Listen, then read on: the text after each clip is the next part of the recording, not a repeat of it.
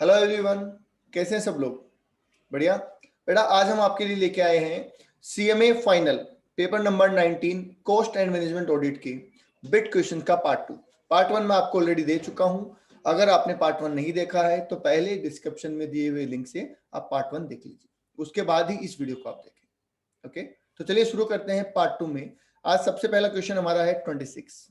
As per CS23 the activity of overburden removal that benefits the identified component of an ore to be mined by the entity is called। मतलब overburden को हटा के ओर को निकालना, इस activity को क्या कहते हैं? तो इसे कहते हैं स्ट्रिपिंग एक्टिविटी। को याद होगा, stripping activity and advance stripping activity, ऐसे दो पॉइंट मैंने आपको बताए हुए हैं जब हमने ये सीएस पढ़ा था। तो हमारा आंसर हो जाएगा स्ट्रिपिंग एक्टिविटी। ओके, चलिए आगे चलते हैं। Question number 27।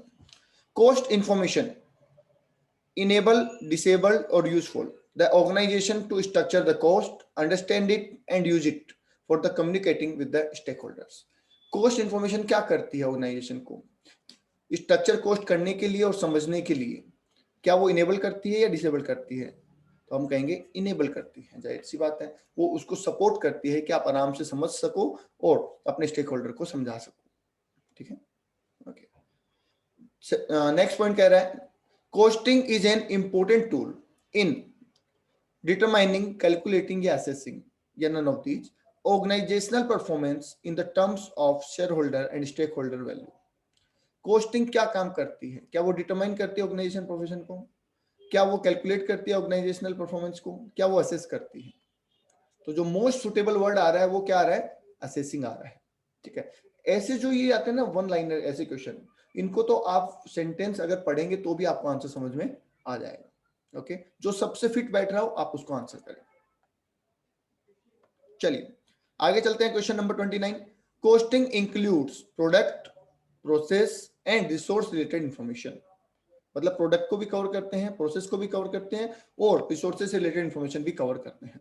कवरिंग द, साथ ही साथ किन चीजों से रिलेटेड और बातें वो कवर करते हैं? परफॉर्मेंस से, एबिलिटी से, कंसिस्टेंसी से या फंक्शन से? तो हम कहेंगे फंक्शन से। डिफरेंट जो फंक्शन होते हैं ऑर्गेनाइजेशन के, उनसे रिलेटेड डेटा और मेंटेन होता है कॉस्टिंग के अंदर। ठीक है, इसलिए हम कहेंगे फंक्शन हमारा सही जवाब रहेगा। ओके, चलिए आगे देख लेते हैं। ये तो बड़े क्वेश्चन, आसान क्वेश्चन है, तो इनमें आपको ज्यादा टेंशन लेने की जरूरत नहीं है, आप एक बार पढ़ लें, इनफ है। कॉस्ट रिकॉर्ड्स आर मेंटेन हो, कॉस्ट रिकॉर्ड किस बेसिस पे मेंटेन होते हैं? अक्रूवल पे, कैश पे, एक्चुअल पे या नन ऑफ दीज? तो हम कहेंगे अक्रूवल पे। क्यों? क्योंकि कॉस्ट रिकॉर्ड जो मेंटेन होते हैं वो पीरियड वाइज होते हैं। ठीक है, एक पर्टिकुलर पीरियड के लिए रिकॉर्ड किए जाते हैं, तो उसमें केस बेसिस से मतलब नहीं होता है, जितने लगे हैं वो उसमें आते हैं। ठीक है, तो हम कहेंगे अक्रूवल बेसिस पे कॉस्ट रिकॉर्ड फॉलो होता है। नेक्स्ट देख लेते हैं question number 31। Cost audit represent true and fair view of cost of sales, cost of raw material, cost of production, none of these. देखिए, कॉस्ट ऑडिट कॉस्ट स्टेटमेंट जो होते हैं, cost record जो होते हैं, उन पे true and fair view represent करते हैं। और कॉस्ट रिकॉर्ड स्टेटमेंट किस चीजों को कंटेन करते हैं? क्या वो कॉस्ट ऑफ सेल कंटेन करते हैं? क्या वो रॉ मटेरियल की ही बात करते हैं सिर्फ, या वो कॉस्ट ऑफ प्रोडक्शन की? जो कॉम्प्रिहेंसिव आंसर बनेगा हमारा वो बनेगा कॉस्ट ऑफ प्रोडक्शन। और ठीक है, और यहाँ पे वैसे भी एक प्रोडक्ट के रिगार्डिंग पूछा है, तो आपके लिए मोस्ट अप्रोप्रिएट आंसर रहेगा कॉस्ट ऑफ प्रोडक्शन। दोबारा पढ़ लीजिए इस क्वेश्चन को, जब भी आप ऐसा क्वेश्चन करें तो आप उस क्वेश्चन को आंसर के साथ एक बार रीड कर लीजिए, आपको पता चल जाएगा वो सही है या नहीं है। Cost audit represent true and fair view of the cost of production of any product. समझिए, वो भी इसी के कंपोनेंट है, कॉस्ट ऑफ प्रोडक्शन के ही कंपोनेंट्स है वो, पर हमें वो नहीं लेना। ठीक है, हमें क्या लेना है? Cost of production. ठीक है, फाइनेंशियल डॉक्यूमेंट्स में हमें नहीं जाना है। आगे देख लेते हैं question number 32। Cost audit may be, can be, can not be, may not be conducted by A chartered accountant. क्या कॉस्ट ऑडिट चार्टर्ड अकाउंटेंट कर सकता है? नहीं। कंपनीज एक्ट 2013 के आने के बाद चार्टर्ड अकाउंटेंट कॉस्ट ऑडिट नहीं कर सकता है। जब तक कंपनीज एक्ट 1956 चलता था तब तक कर सकता था, ये बात भी मैं आपको बता दूं। ठीक है, तो हम कहेंगे कैन नॉट। मे, देखो लॉ में कभी भी मे वर्ड यूज नहीं होता है कि हाँ शायद, ऐसा कुछ नहीं होता है, हाँ या ना। तो हम कहेंगे can not be conducted by chartered accountant, chartered accountant नहीं कर सकता है। ओके, नेक्स्ट क्वेश्चन देख लेते हैं। The cost auditor appointed has to render the cost audit report to the board of director of the company as per the specified time limit in form number। मतलब cost audit report कौन से form में जाती है? 4 form आपको बताए हुए थे ना, तो उनमें से CRA 3 के अंदर cost audit report जाती है। मैं एक बार बता दूं, 1 था मेंटेनेंस ऑफ कॉस्ट रिकॉर्ड्स, 2 था intimation about the appointment of cost auditor, 3 था कॉस्ट ऑडिट रिपोर्ट का, और 4 था कॉस्ट ऑडिट रिपोर्ट को सेंट्रल गवर्नमेंट को फॉरवर्ड करना with the explanation on observation. ठीक है, ये 4 फॉर्म हमने पढ़े थे, तो यहाँ पे हमारा आंसर रहेगा CRA 3। आगे देख लेते हैं। The cost records are to be maintained, अभी बताया था आपको CRA 1 में करते हैं, बड़े आसान क्वेश्चन है। ठीक है, ये फॉर्म नंबर तो आपको वैसे भी याद करने, ये तो बहुत जगह पूछे जा सकते हैं। ठीक है, sugar and industrial alcohol belongs to sector for the purpose of applicability of application of cost records. ये रेगुलेटेड में है, नॉन रेगुलेटेड में, ये पूछा आपसे। तो आपको बताया हुआ है 6 सेक्टर रेगुलेटेड में आते हैं, तो sugar and industrial alcohol yes regulated sector का ही पार्ट है, तो हम कहेंगे यस ये रेगुलेटेड सेक्टर में आएगा। Okay, cost audit was initially introduced in the year, cost audit का जन्म कब हुआ, कब आई, कौन से साल में आई? ठीक है, देखिए जो कोस्ट अकाउंटेंट एक्ट है वो तो बहुत पुराना है, ठीक है, पर कोस्ट ऑडिट उस टाइम पे नहीं था कंसेप्ट। उस कोस्ट ऑडिट का कंसेप्ट आया 1965 में, इनिशियली फर्स्ट बार जो आया वो 1965 में आया, तभी कोस्ट रिकॉर्ड मेंटेन करने की बात हुई इस एज पर रूल्स, और तभी ये आया। डन, आगे देख लेते हैं। The central government released CRA rules 2014 in pursuance to the power vested with it under section। Central government के पास पावर कौन से सेक्शन में है? 469 में है। ठीक है, ऑफ द कंपनीज एक्ट। तो देखिए सेंट्रल गवर्नमेंट के पास रूल बनाने का पावर 469 में है, और कोस्ट ऑडिट से रिलेटेड जो रूल बने हुए हैं वो 148 में है। तो देख लेते हैं आंसर क्या है। 469 यस, 148 ये भी ठीक है, 465 गलत है, और 469 एंड 148 तो ये मोस्ट अप्रोप्रिएट हो जाता है। तो हम कहेंगे 469 एंड 148 दोनों मिला के हम बोलेंगे कि कंपनीज एक्ट ने पावर दिया है सेंट्रल गवर्नमेंट को ये रूल बनाने के लिए। ओके, तो 469 एंड 148। नेक्स्ट देख लेते हैं क्वेश्चन नंबर 38 क्या कह रहा है। CRA रूल्स 2014 सुपरसीड्स, किसको सुपरसीड करते हैं? क्या ये कंपनीज कोस्ट अकाउंटिंग रिकॉर्ड 2011 को, कंपनीज कोस्ट ऑडिट रिपोर्ट 2011 को, और cost accounting records telecommunication industry के लिए 2011 को, या सभी को? सभी को, जाहिर सी बात है भाई 2011 में जरूर लाए थे, उसके बाद कॉम्प्रिहेंसिव रूल निकाले गए 2014 में, तो जाहिर सी बात है वो सबको सुपरसीड करेंगे। तो अगर ये तो आपका पढ़ा हुआ नहीं है तो भी आप लॉजिक से इसका आंसर कर सकते हैं। आगे देख लेते हैं क्वेश्चन नंबर 39 क्या कह रहा है। क्वेश्चन नंबर 39 कह रहा है the provision relating to the maintenance of cost records were introduced in the year. अभी थोड़ी देर पहले ही मैंने आपको बताया था कि रिकॉर्ड रखने का रूल और ऑडिट करवाने का रूल एक साथ ही आए थे 1965 में, तो इसका आंसर भी हो जाएगा 1965 B. Okay, CRA rules 2014 is not applicable, किस पे एप्लीकेबल नहीं है? MSME पे, एक्सपोर्ट ओरिएंटेड यूनिट पे, प्राइवेट लिमिटेड कंपनी पे, या यूनिट ऑपरेटिंग इन सेल्स में? तो हम कहेंगे MSME पे एप्लीकेबल नहीं है। देखिए इनमें कुछ पॉइंट जैसे कि है ना कोस्ट ऑडिट है वो सेज की नहीं होती, जो यूनिट सेज में ऑपरेट होती है उनकी कोस्ट ऑडिट नहीं होती है, पर वो स्पेसिफिक कोस्ट ऑडिट की बात कर रहे हैं। ठीक है, वो पूरे रूल की बात नहीं कर रहे। पूरे रूल की अगर हम बात करें तो MSME पे CRA रूल्स एप्लीकेबल नहीं होते हैं, तो हमारा आंसर हो जाएगा MSME। आप में से काफी लोग इसके लिए सेज सोच रहे होंगे, पर वो कोस्ट ऑडिट करवाने के लिए एग्जम्प्ट है। ठीक है, ऐसा नहीं है कि उन पे CRA रूल्स नहीं लगते। ओके, क्वेश्चन नंबर 41 क्या कह रहा है। The cost records cost audit report under CRA rule 2014 is to be submitted in. अभी क्वेश्चन आया था कौन से फॉर्म में? CRA 3 में। अब इन्होंने यहाँ पे लिख दिया फॉर्म नंबर 3 और हम लिख रहे हैं CRA 3, बात एक ही है। तो फॉर्म नंबर 3 में बोलो या CRA 3 में बोलो, कोस्ट ऑडिट रिपोर्ट इसी फॉर्म में जाती है। ओके, आगे देखते हैं क्वेश्चन नंबर 42 क्या कह रहे हैं। The cost audit report under CRA rules 2014 is to be filed as an attachment। Attachment का मतलब जब हम CRA 4 फॉर्म भर रहे होते हैं, कौन भरता है? ये बोर्ड ऑफ डायरेक्टर भरता है। ठीक है, इसके अंदर बोर्ड ऑफ डायरेक्टर एक तो ऑडिट रिपोर्ट लगाता है और एक ऑडिट रिपोर्ट में जो क्वालिफिकेशन लिखी हुई है उनका एक्सप्लेनेशन लगाता है। तो इस फॉर्म के अंदर ऑडिट रिपोर्ट को एज ए अटैचमेंट यूज किया जाता है, इसलिए ये बोला गया है कि एज एन अटैचमेंट कौन से में होगा, तो हम कहेंगे फॉर्म नंबर 4। जब हम फॉर्म नंबर 4 भर रहे होंगे तो CRA 3 में जो ऑडिट रिपोर्ट है उसको एज एन अटैचमेंट लगाया जाएगा। Okay, which one of the below is not a regulated industry? Regulated industry कौन सी नहीं है? फर्टिलाइजर रेगुलेटेड है, एल्यूमिनियम रेगुलेटेड नहीं है, शुगर रेगुलेटेड है, पेट्रोलियम भी रेगुलेटेड है। ठीक है, मैंने आपको बताया ना, petroleum, telecommunication, electricals, fertilizer, sugar and industrial, alcohol. ठीक है, ये सारे किस में आ जाते हैं? रेगुलेटेड सेक्टर्स में आ जाते हैं। ठीक है, एक आता है ड्रग्स एंड फार्मा। ठीक है, 6 होते हैं total. Question number 44, the turnover criteria for applicability of CRA rules is.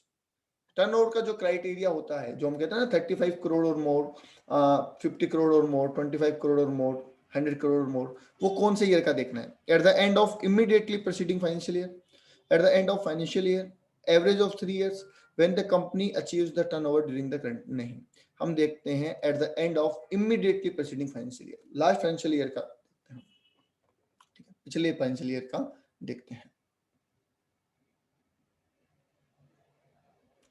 आगे चल लेते हैं क्वेश्चन नंबर 45 पे क्या कह रहा है? The cost auditor is to be appointed within 180 days from the date of beginning of the financial year. Yes, तो आंसर हो जाएगा आपका 180 days। नॉर्मल अपॉइंटमेंट होता है 180 days में, और कैजुअल वैकेंसी होती है 30 दिन के अंदर। 2 ही डेट है वहां पे और कोई डेट ही नहीं है। ठीक है, चलो। CRA rules 2014 is applicable from the financial year commencing on और आफ्टर। कौन से फाइनेंशियल ईयर से? देखिए 30 जून 2014 को CRA रूल इफेक्ट में आए थे। ठीक है, ऑफिशियल गैजेट से, और ये एप्लीकेबल होते हैं 1 अप्रैल 2014 से, जो भी फाइनेंशियल ईयर स्टार्ट होते हैं उन पे, मतलब उस पे और उसके बाद आने वाले सारे। क्योंकि फाइनेंशियल ईयर पूछा गया है इसलिए हम ये ले रहे हैं 1 अप्रैल 2014। ओके, नेक्स्ट कह रहा है question number 47, which para is covered in part D of annexure to cost audit report. में कौन सा पार्ट डी में कवर होता है ये पूछा है। प्रॉफिट रिकंसिलिएशन, यस आता है। Value addition and distribution of profit, yes आता है। और रिकंसिलिएशन ऑफ इनडायरेक्ट टैक्स, ये तो सारे ही आते हैं। एवरेज कॉस्ट ऑफ स्टेटमेंट, ये नहीं आता है। क्वेश्चन क्या है दोबारा देखो, which para is covered in part D. अरे भाई तीनों ही कवर होते हैं, तो एक नहीं होता है। तो इसका मतलब मुझे लग रहा है कि इन्होंने क्वेश्चन में फ्रेमिंग में थोड़ा गड़बड़ कर दिया है। इस क्वेश्चन को आप कर दीजिए, which para is not covered in part D of the annexure to cost audit report. तो फिर हमारा आंसर हो जाएगा ये। अगर ये क्वेश्चन होता है नॉट कवर्ड, कवर्ड होगा तो फिर तीनों आंसर हो जाएंगे। ठीक है, तो ये ध्यान रखिए, छोटी मोटी गलतियां हो जाती है, क्वेश्चन बनाने वाले से भी हो जाती है, तो इसको ध्यान रखें। आपका आंसर जो होना चाहिए इसमें, अगर नोट पूछा है तो ये, और अगर कवर पूछा तो ये तीनों कवर हो जाएंगे फिर। ओके, ये नोट कवर्ड में आएगा।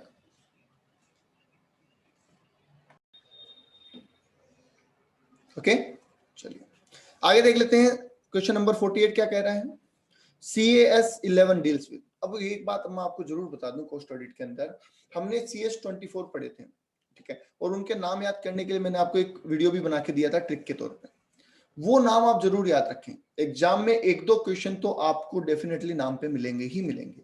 ओके, तो CS 11 किससे डील करता है? एडमिनिस्ट्रेशन कॉस्ट से करता है, सीधा है, इनमें तो कुछ समझाने वाली बात ही नहीं है, तो नाम है आपको याद रखने हैं। CS 5 किससे डील करता है? इक्वलाइज कॉस्ट ऑफ ट्रांसपोर्टेशन से ही डील करता है, पहला ही ऑप्शन ठीक है। ठीक है, इनमें कोई एक्सप्लेनेशन की जरूरत नहीं है, कुछ समझाने की जरूरत नहीं है, सीधा सीधा नाम है, याद करना है, दैट्स इट। क्वेश्चन नंबर 50 क्या कह रहे हैं? The foreign exchange component of imported material is converted at the rate on date of payment, date of delivery, date of transaction और डेट ऑफ यूज। देखिए, हम किसी के पास गए और हमने फॉरेन करेंसी में कोई मटेरियल परचेज किया, ये डील करता है CAS 6 में, मटेरियल कॉस्ट में आता है। ठीक है, वहां पे ये बताया हुआ है। अब आप ये सोचिए कि बाद में हमने कब पेमेंट किया, कब उसको यूज किया, कब हमें डिलीवर हुआ, ये बातें रिलेवेंट है क्या? नहीं है। हमारे लिए इसका आंसर होगा डेट ऑफ ट्रांजेक्शन, जिस दिन ट्रांजेक्शन हुआ है, और उसके बाद जो फॉरेन फ्लक्चुएशन होएगा वो not form part of cost. ये भी आपको स्पेशली बताया हुआ है कि जो फॉरेन फ्लक्चुएशन होगा वो कॉस्ट का, मटेरियल कॉस्ट का पार्ट नहीं बनेगा, इसलिए इसको हम डेट ऑफ ट्रांजेक्शन पे ही कंसीडर करेंगे। ओके, चलिए आगे देख लेते हैं question number 51, variance due to abnormal reason. देखिए एक मैंने आपको बताया था, एक वेरिएंस में बताया था यूजेज वेरिएंस में ड्यू टू नॉर्मल रीजन और ड्यू टू अबनॉर्मल रीजन। अगर नॉर्मल रीजन है तो हम उसको कॉस्ट में जोड़ देते हैं, बट अबनॉर्मल रीजन है तो हम उसको कॉस्ट में नहीं जोड़ते हैं, तो will not form part of the cost as per GACAP। ठीक है, 52 क्या कह रहा है, as per CS2 actual capacity utilization shall be percentage as a percentage of capacity. मतलब जो हम एक्चुअल कैपेसिटी यूटिलाइजेशन रेशियो निकालते हैं वो हम किसके ऊपर निकालते हैं? क्या इंस्टॉल कैपेसिटी पे, प्रैक्टिकल पे, अब नॉर्मल लॉस पे, एक्चुअल प्रोडक्शन पे? हम निकालते हैं बेटा इंस्टॉल कैपेसिटी के ऊपर। मतलब एक्चुअल कौन इंस्टॉल करते हैं तो एक्चुअल कैपेसिटी यूटिलाइजेशन आ जाता है, इनटू 100 करना ही है। ओके, नेक्स्ट कह रहा है CS20 किसके साथ डील करता है? बताइए CS20, तो ये भी नाम है सीधा, ये डील करता है royalty and technical know how के साथ। ठीक है, वो तो आप वो वीडियो देखेंगे 6 मिनट का वीडियो, सारे CS याद हो जाएंगे, आपको कुछ भी करने की जरूरत नहीं है। ठीक है, तो वो जरूर देख लेना।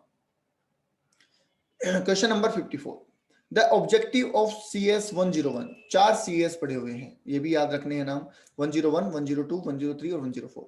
101 किसके साथ डील करता है? प्लानिंग के साथ। 102 डॉक्यूमेंटेशन के साथ। 103 जो ओवरऑल ऑब्जेक्टिव के साथ, और ये बताता है कि आपको ऑडिट जो करनी है वो CS का ध्यान रख के करनी है, ऑडिटिंग स्टैंडर्ड को ध्यान में रखते हुए करनी है।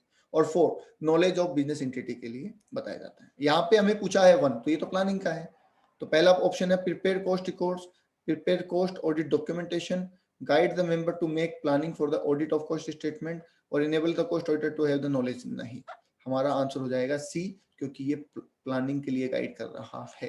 That's it. ओके, आज का आखिरी क्वेश्चन, क्वेश्चन नंबर 55 क्या कह रहा है, the procedure followed by the cost auditor to reduce the audit risk to an acceptable level will not detect a misstatement that exists and that could be material। मतलब आपने सारे measurement लगाए और आपने चेकिंग की, ठीक है, कि आपने सोचा 90% चेक करना है, 80% जो भी आपका NTE था, नेचर टाइम एंड एक्सटेंट था, वो आपने डिसाइड किया और उसके अकॉर्डिंग आपने चेक किया। ठीक है, फिर भी कोई गलती रह जाती है जो कि मटेरियल भी है, इंपॉर्टेंट भी है, तो वो गलती कौन सी रिस्क कहलाएगी? क्या वो इनहेरेंट है, क्या वो डिटेक्शन है, क्या वो कंट्रोल है, और क्या वो नन ऑफ दीज है? तो हम कहेंगे वो डिटेक्शन रिस्क है, क्योंकि वो डिटेक्ट नहीं हो पाई है। ठीक है, डिटेक्ट होने में रह गई है। ठीक है, तो उसको क्या कहते हैं? Detection risk. आई होप आपके इन क्वेश्चन के सॉल्यूशन हो गए होंगे और आपको काफी हेल्प मिली होगी। आज के लिए इतना ही बेटा, थैंक यू। वीडियो कैसा लगा हो ये जरूर बताना कमेंट में, और अच्छा लगा हो तो लाइक करके अपने फ्रेंड्स को शेयर कर देना ताकि उनकी भी हेल्प हो सके। Thank you.